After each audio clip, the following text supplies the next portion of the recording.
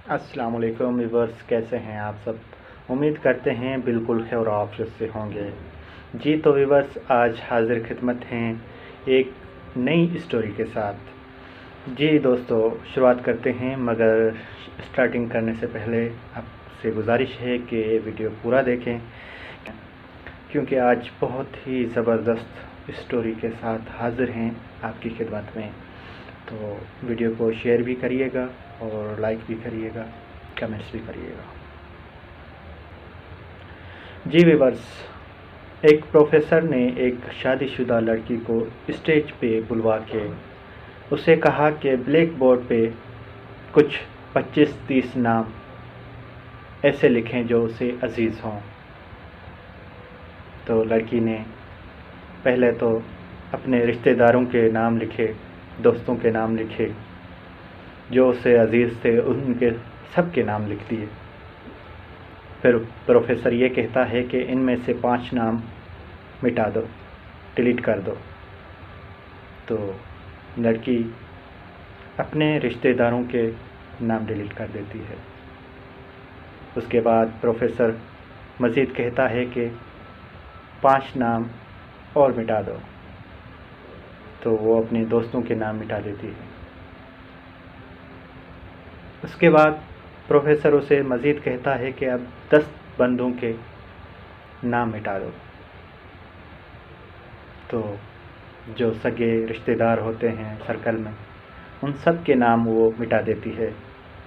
अब बोर्ड पर सिर्फ 4 नाम रह गए,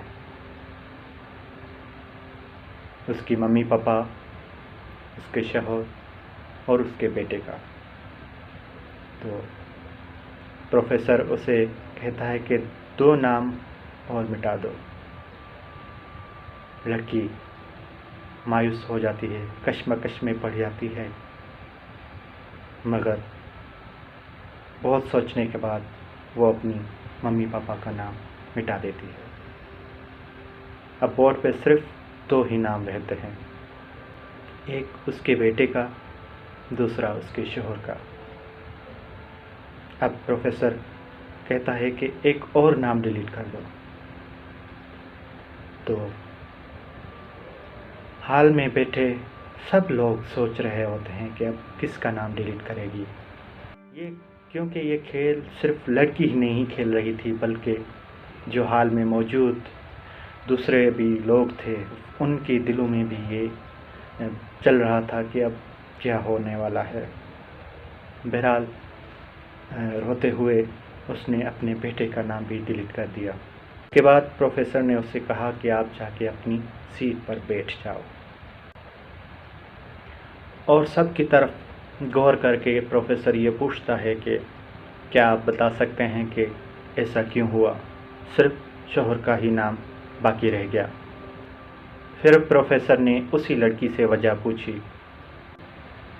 उसने बताया कि मेरा शौहर ही मेरे लिए, मेरे मम्मी पापा, हत्ता कि मेरे बेटे और दोस्तों से अजीज़ है।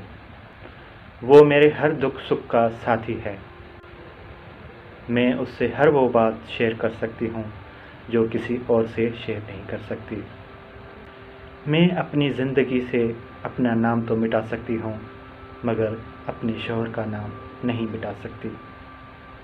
तो व्यूअर्स, इस कहानी से मुत्तलिक जो हमें नसीहत मिलती है और जो वाज़ेह है कि हमें अपनी बीवी की इज़्ज़त करनी चाहिए, उसे पाँव की जूती नहीं समझना चाहिए।